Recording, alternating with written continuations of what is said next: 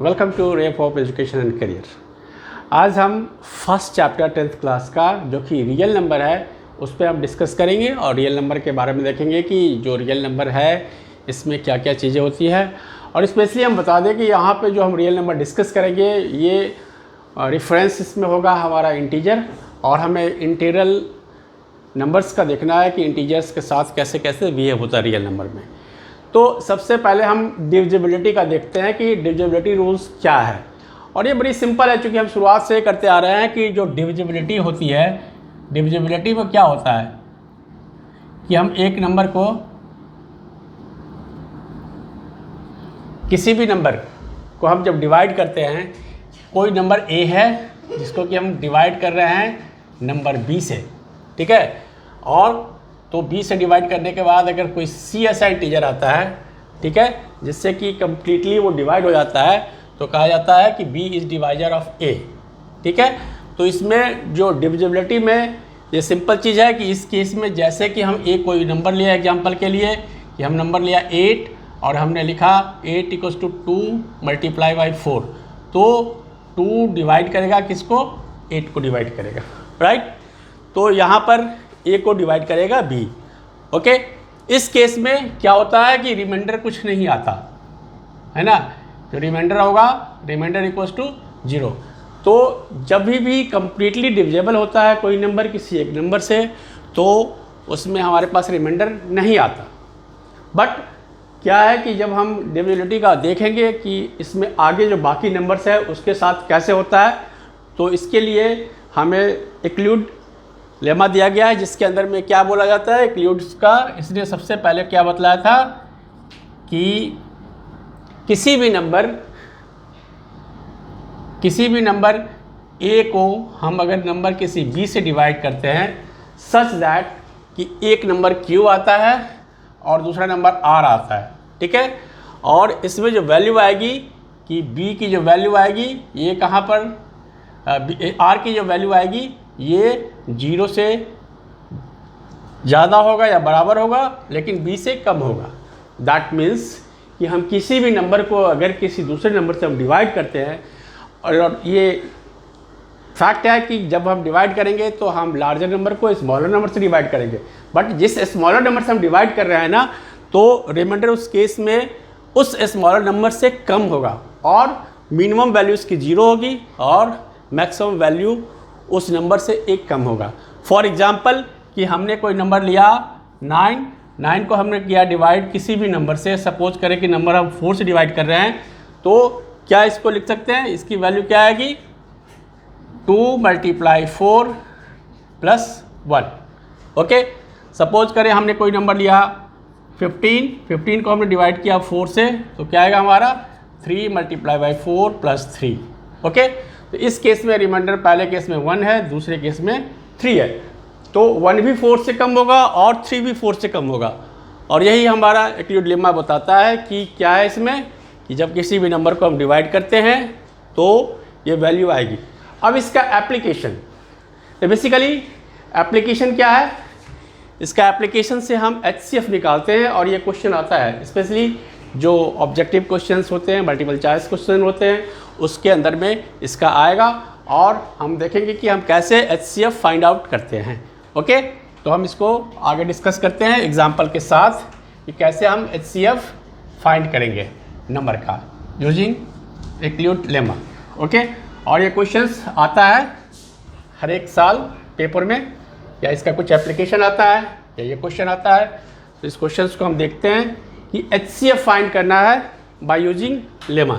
तो HCF हम कैसे फाइंड करेंगे, HCF ऑफ कोई भी दो नंबर लेते हैं, एग्जाम्पल 75 and 105, ओके। तो एक तो हम ट्रेडिशनली जो HCF निकालते हैं कि इसको फैक्टराइजेशन मेथड से या फिर डिवीजन मेथड से, तो इससे थोड़ा सा ही हटके है ये। तो इसमें हम क्या करेंगे कि जो स्मॉलर नंबर है हमारा क्या है 75 और लार्जर नंबर क्या है हमारा 105, तो हम लार्जर नंबर को लिखते हैं, ओके।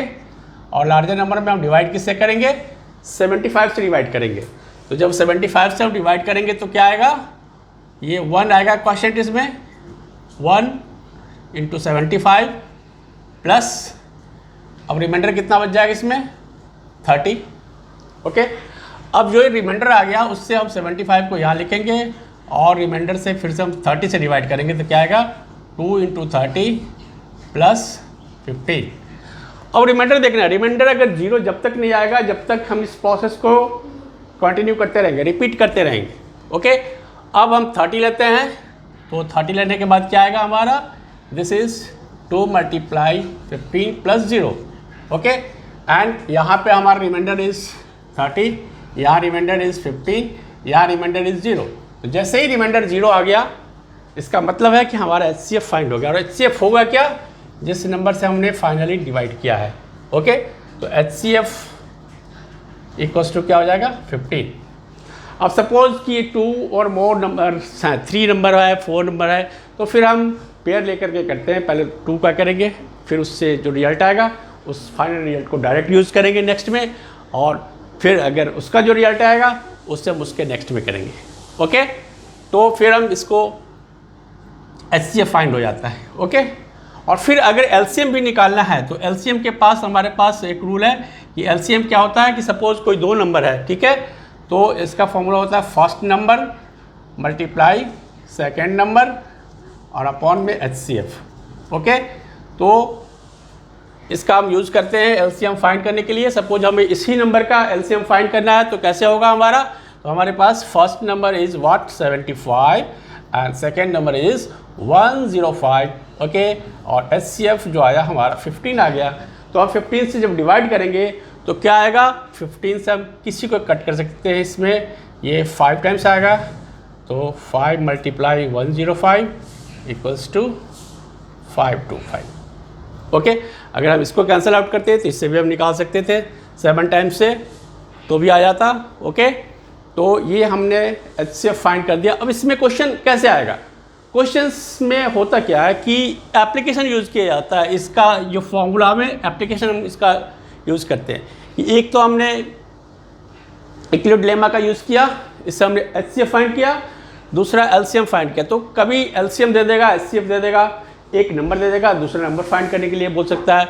कभी 2 नंबर दे रखा है और सीधा निकालने के लिए, जैसे ये क्वेश्चन डायरेक्ट क्वेश्चन है, इस क्वेश्चन के अंदर हमें सीधा निकालना है। क्या निकालना है हमें, एक तो HCF फाइंड करना है, दूसरा LCM फाइंड करना है। तो जैसे हमने HCF निकाल लिया तो LCM अपने आप फाइंड होगा। ओके, और इसको हम रीचेक भी कर सकते हैं। अब थोड़ा सा कॉम्प्लिकेशन लेवल पे चलते हैं कि इसका जो क्वेश्चंस आएगा कैसे, तो इसमें दे दिया जाता है जैसे कि एक ग्रुप ऑफ पीपल है, उस ग्रुप को एक हमने स्मॉल ग्रुप में डिवाइड किया और उसमें इतने बच गए या फिर इतने और रिक्वायर्ड है, तो इसका जो ट्रांसलेट होगा क्वेश्चन, और ट्रांसलेट होने के बाद फिर से हम इस रूल को अप्लाई कर सकते हैं। ओके, अब कुछ ऐसे क्वेश्चंस जो कि इंटीजर के जो बेसिक वैल्यूज़ है उस पर डिपेंड किया जाता है। अब यहाँ ये देखा जाए कि जो हमारे लेमा है ये कुछ और नहीं है, जो हम ट्रेडिशनली जो करते रहते हैं वही आता है। ट्रेडिशनली जो क्वेश्चन हम सॉल्व करते हैं वही आता है। क्या होता है, जैसे कि हमने इसमें लिखा था कि A = BQ + R। ओके, हमने जो लिखा था, क्या लिखा था हमने, पहला जो यूक्लिड लेमा क्या बता रहा है कि A = BQ + R।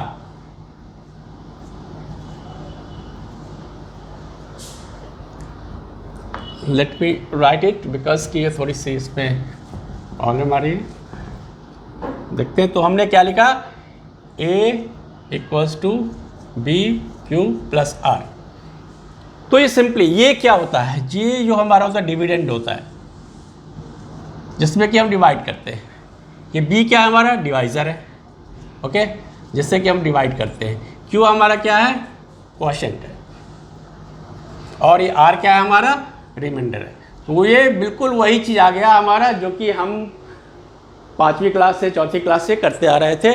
सो वही क्वेश्चन है, बट इसका ये स्टेटमेंट फॉर्म आ गया।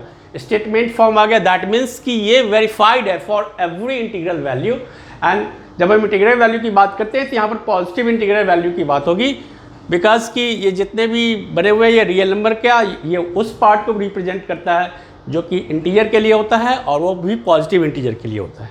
ओके, अब हम इसको आगे देखें कि जो इससे कुछ जो क्वेश्चन आते हैं, कॉम्प्लिकेशन वाले क्वेश्चन कैसे आते हैं, इसमें आते हैं कि फॉर्मेट हमें दे देगा कि हमें वेरीफाई कीजिए कि अगर कोई भी इंटीजर जो कि ऑड नंबर होगा, ओके, ऑड अगर नंबर होगा तो इसका फॉर्मेट आएगा 4q + 1 और 4q + 3, ठीक है।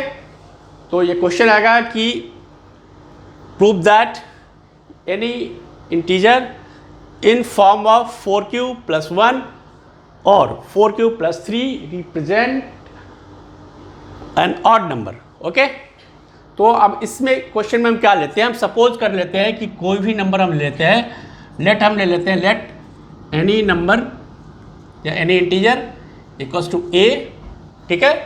और इसमें हम क्या करेंगे, इसमें हम क्या करेंगे, a का फॉर्मेट जो लेते हैं ये किस फॉर्म में लेंगे, and a equals to 4m + r, okay. जहाँ की r की वैल्यू कहाँ आ गई, क्योंकि हमने 4 से डिवाइड किया है इसके अंदर, तो 0 से लेकर के 4 तक आएगा, ओके। अब हम ये r को रिप्लेस करेंगे यहाँ पे कैसे, 0 1 2 3 से, ठीक है। तो r की वैल्यू क्या क्या हो सकती है, एक तो 0 हो सकती है, एक 1 हो सकती है, 2 and 3, ओके। अब 1 by 1 हम रिप्लेस करेंगे इसमें कि r को हम पुट करेंगे यहाँ पर, हम इसमें निकालेंगे a की वैल्यू, ठीक है। तो केस 1 में हमारा क्या आएगा, केस 1 जबकि when r इक्वल्स टू 0, तो जब r 0 हो जाएगा तो a क्या हो जाएगा, a equals to 4m + 0 that is 4m, okay. और 4m क्या है, ये इसमें 2 से हम डिवाइड कर सकते हैं, तो ये हमारा है इवन, ओके। अब हम r की वैल्यू केस 2 में क्या आ जाएगा हमारा, जबकि r की वैल्यू जब 1 हो जाए, तो इसमें क्या आ जाएगा हमारा, a इक्वल्स टू 4m + 1, और 4m जब इवन होगा तो इवन के बाद जब भी नेक्स्ट नंबर आएगा कंसेक्यूटिव तो वो ऑड होता ही होता है, और ये क्या नंबर हो जाएगा, ये हमारा हो जाएगा ऑड, ओके। सिमिलरली केस 3 में क्या आएगा हमारा, केस 3 में हम पुट कर लेंगे क्या, व्हेन r इक्वल्स टू 2, ठीक है।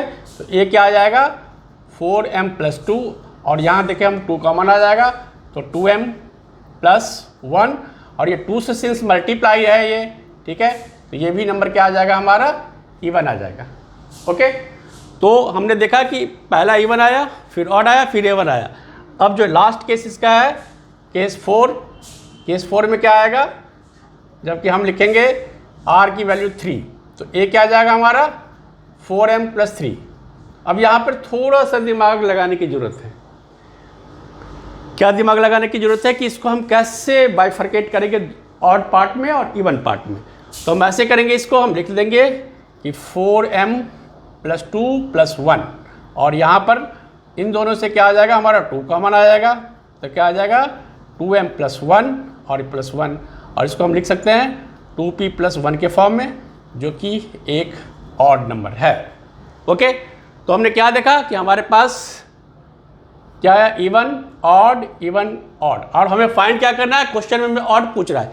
अगर इवन पूछता तो हम लिख देते हैं इसका फॉर्मेट क्या होगा 4q + 2, और जब ऑड का फॉर्म है तो किस किस केस में आया हमारा, ये 2 केस में आया हमारा, ये एक ऑड ये आ गया जबकि 1 था, दूसरा ये जबकि 3 था, ओके। तो हम इसको लिख देंगे कि इसका यह मतलब हो गया कि ये जो कोई भी इंटीजर जो कि 4q + 1 और 4q + 3 के फॉर्मेट में होगा वो एक ऑड नंबर होगा। इसमें और क्वेश्चन आते हैं, कभी स्क्वायर करके, कभी क्यूब करके, तो हम उसमें इंडिपेंडेंट होते हैं कंसीडर करने के लिए। हम 3q + 1 ले सकते हैं, हम 2q + 1 ले सकते हैं, okay. n² - 1 is divisible by 8, ये सारे भी क्वेश्चन हैं। तो सब में हम एक एक करके वैल्यू पुट कर लेंगे, 2-3 केसेज ले लेते हैं और फिर हम उसको सॉल्व करते हैं। तो अभी तो हम इनिशियल स्टेज में, पहले स्टेज में हम केवल बेसिक्स, और जो बेसिक्स का बेसिक्स है वही लेके चल रहे हैं। फिर हम बाद में आर्डिशनल कॉम्प्लिकेटेड क्वेश्चंस, और स्पेशली वो क्वेश्चंस जो कि CBSE बोर्ड में, ICSE बोर्ड में आते हैं, जो इंडिया लेवल के एग्ज़ाम्स में या फिर फॉरेन एग्ज़ाम्स में आते हैं, उसको हम लेकर के कंसीडर करेंगे, ओके। तो जस्ट ये कॉन्सेप्ट देने के लिए था इसमें, और इसका बहुत सारे प्रैक्टिकल जो क्वेश्चंस हैं, तो बहुत ज़्यादा ये चैप्टर तो उतना ज़्यादा वैल्यूएबल नहीं है, बट इसमें मार्क्स 4-5 मार्क्स ये भी कंटेन करते हैं, तो हम इसको कभी भी नेगलेक्ट नहीं कर सकते। और हम आशा करते हैं कि आप इसको समझ रहे हैं सही से, और इस चैनल को थोड़ा सा आप ब्रॉड लेवल पे जाने के लिए थोड़ा सब्सक्राइब कीजिए, इसको लाइक कीजिए और शेयर कीजिए। Thank you.